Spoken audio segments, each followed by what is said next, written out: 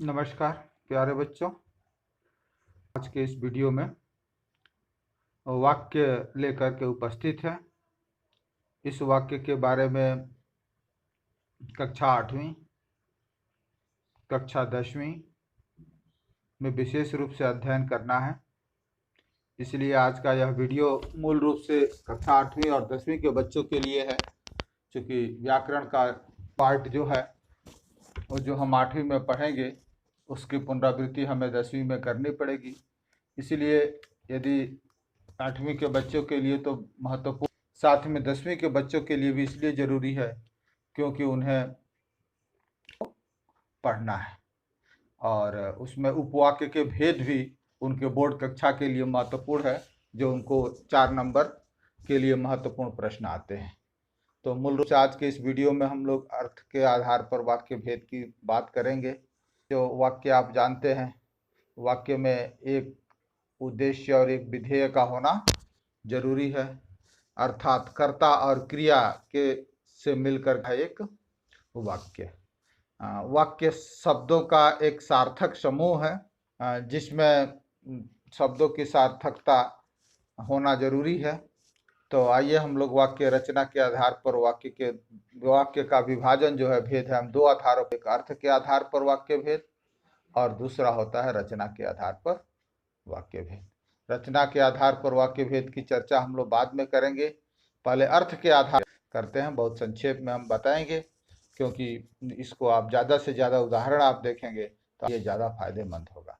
तो प्यारे बच्चों, अर्थ के आधार पर वाक्य के 8 भेद होते हैं, ध्यान रखिएगा। अर्थ के आधार पर वाक्य के 8 हैं।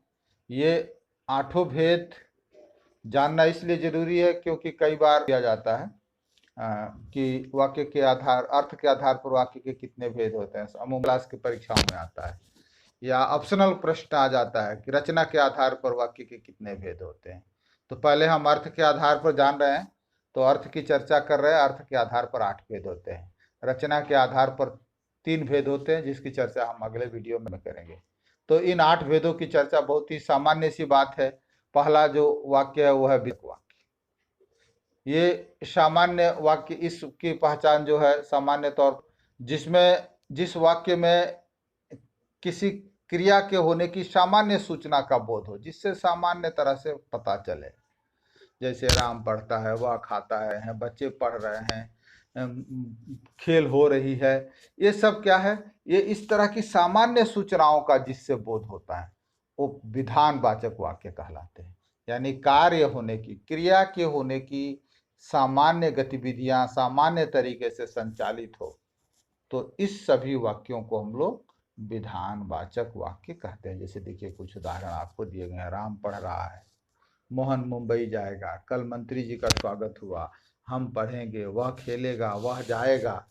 ये सब वाक्य जिसमें कार्य होने की, क्रिया के होने की सामान्य सूचना का बोध, तो ये बिल्कुल है। सिर्फ इसमें आपको पहचानने के तरीके जानना है। दूसरा है निषेधवाचक वाक्य। बच्चों, जिसमें क्रिया के ना होने का बोध हो, ध्यान रखिएगा, क्रिया के ना होने का बोध हो, कोई कार्य न हो रहा हो, वो निषेधवाचक वाक्य कहलाता है। क्रिया के होने की सामान्य सूचना विधानवाचक, क्रिया के न होने की, जैसे उसी में नहीं लगा देंगे आप, मोहन पढ़ रहा है और मोहन नहीं पढ़ रहा है, तो क्या हो जाएगा, निषेधवाचक। देखिए इसमें सब में रहेगा, मैं नहीं पढ़ूंगा, कल वह नहीं आएगा, राधा से खाया नहीं गया, शिक्षक ने कक्षा नहीं ली। जहां भी नकारात्मक भाव प्रकट होगा, ये सब निषेधवाचक वाक्य कहलाएंगे। इसी तरह से बच्चों आइए हम देखते हैं, ये जैसा कि नाम से ही आप, इसे आपको समझने में कोई दिक्कत नहीं होगी। जिस वाक्यों में प्रश्न पूछा जाए, जैसे देखिए तुम क्या खा रहे हो, देखिए प्रश्न पूछने के, तुम कहाँ गए थे, सब प्रश्न वाले, प्रश्न सूचक चिन्ह है। तुम्हारा क्या नाम है, तुम कैसे हो, और देखिए, तो ये सब क्या होंगे, ये सब जहां भी कोई सवाल पूछा जाएगा, ये सब क्या होंगे, इस तरह के वाक्य क्या कहलाएंगे, प्रश्नवाचक वाक्य कहलाएंगे। देखिए चौथा जो भेद है इसका, वो है विस्मयादिबोधक वाक्य। विस्मयादिबोधक वाक्य जिसमें हर्ष, घृणा, विस्मय, शोक आदि प्रकट, एक भाव प्रकट किया जाए, कभी खुशी का, कभी घृणा का, कभी विस्मय का, कभी दुख का। देखिए ओह, यह कितना सुंदर बगीचा है, देख रहे हैं, आश्चर्य, वाह, देखिए इसमें भी विस्मय है, वाह क्या सुंदर दृश्य है। अच्छा, तो तुम आ गए, क्या है इसमें? इसमें विस्मय है, बड़ा अनर्थ हुआ, ये क्या है? इसमें शोक है। तो ये भाव प्रकट हो जहां तहां विस्मयादिबोधक। आज्ञावाचक वाक्य होता है एक पांचवा भेद जो है आज्ञावाचक वाक्य, जिस वाक्य में आज्ञा या अनुमति देने का बोध हो। देखिए आज्ञा या अनुमति देने का बोध, जिस वाक्य में आज्ञा और अनुमति देने का बोध। जैसे देखिए, जैसे कोई आदेश देता है, अंदर चले आओ, वह पुस्तक उठा कर लाओ, सभी बच्चे शांत बैठो, आप जा सकते हैं, सभी अपना अपना काम करो। इस समय क्या है? एक तरह का आज्ञा किसी को प्रदान की, आज्ञा या अनुमति किसी कार्य को करने की प्रदान की जा रही है। इस भाव का बोध जहां हो वो आज्ञामति। इच्छावाचक वाक्य, देखिए एक अगला भेद है इच्छावाचक वाक्य। इच्छावाचक वाक्य में क्या होता है? जिसमें वक्ता की इच्छा, उसकी आशा या आशीर्वाद, ऐसा कुछ शुभ चीजें प्रेषित करे, जिसमें मन के सकारात्मक भावनाएं प्रकट हो, मन की इच्छा उद्गार सकारात्मक स्वरूप में प्रकट किया जाए, इसे इच्छावाचक कहते हैं। जैसे देखिए, तुम्हारा कल्याण हो, ये गलत हो गया, तुम्हारा कल्याण हो, ईश्वर करे तुम अच्छे अंक से पास हो, 9 वर्ष की हार्दिक शुभकामनाएं, जन्म दिवस के अवसर पर बधाई।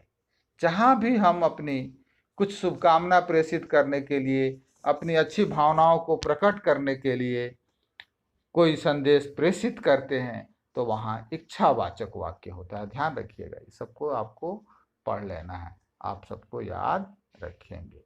अगला देखिए संदेह। संदेह जैसा कि आप जानते ही हैं, जिसमें संशय प्रकट किया जाए, जिसमें कार्य के होने की निश्चित स्थिति न हो। देखिए यहाँ संभवतः जैसे परे शब्द प्रयोग, संभवतः वह पास हो जाए, कल बारिश हो सकती है, देखिए यहाँ भी संशय है, हो सकती है, संभवतः, शायद वह नहीं आएगा।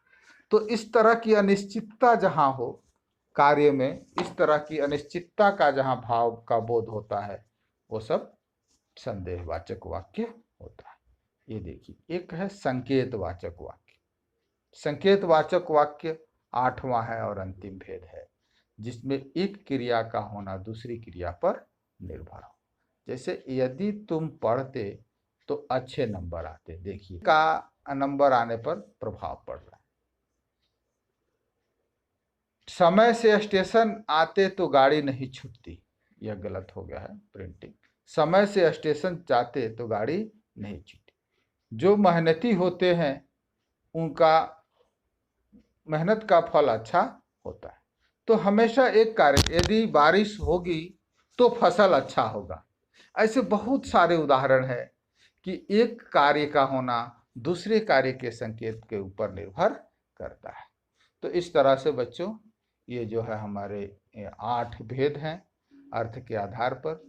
मैं उम्मीद करता हूँ कि अर्थ के आधार पर वाक्य के इन 8 भेदों के आप कम से कम 8-8, 10-10 उदाहरण लिख लेंगे, इसके भेद लेंगे, लिख लेंगे, इसको पहचानने की क्षमता आपके अंदर आ जानी चाहिए। अगले हिस्से में हम बात करेंगे रचना के आधार पर वाक्य।